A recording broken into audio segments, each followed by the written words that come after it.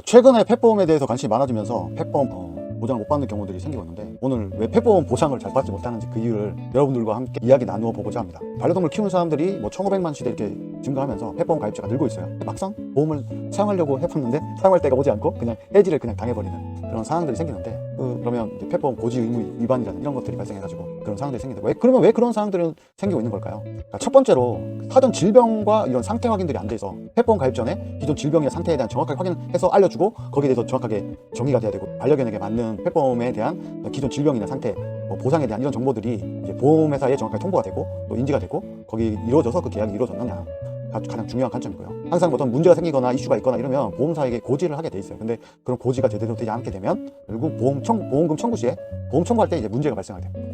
보호자님들이 인터넷만 보고 그냥 대충 그냥 얘가 펫보험 가입하고 그러지 마시고, 이런 부분들 잘 꼼꼼하게 체크하실 수 있어요.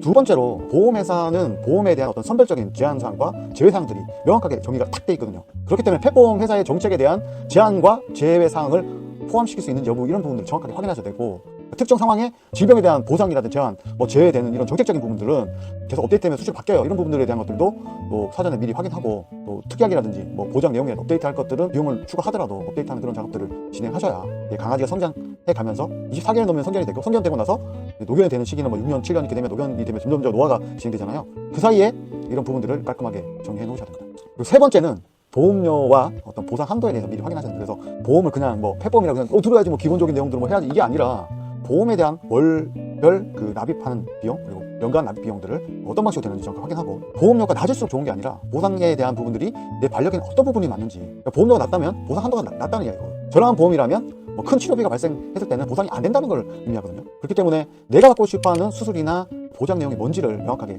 정의를 하시고 거기에 맞는 보험을 드셔야 합니다. 결론적으로 펫보험 가입 시에 주의 깊게 검토를 하셔야 되고, 반려동물의 건강 상태와 보장 범위를 고려하셔야 됩니다. 정기적으로 펫보험 정책을 재검토하셔야 되고, 기본적으로 이제 자신이 키우는 반려동물에 대한 특성이나 유전적 질병이나 소자적 질병에 대한 지식들을 제대로 익히시고 공부하셔야 됩니다. 키우는 반려견에 맞는 펫보험을 설계하고 관리하려고 하면 보호자가 자신이 키우는 반려견에 대한, 반려묘에 대한, 반려동물에 대한 정보들을 정확하게 알고 계신 후에 설계사를 통해서 체계적인 설계를 받으시고 꼼꼼하게 짚어 나가셔야지만 실수 없이 펫보험을 가입하셔가지고 혜택을 받을 수가 있거든요. 그렇지 않으면 보험은 많이 들었어. 3년 들고 4년 들고 5년 들고 많이 들었어요.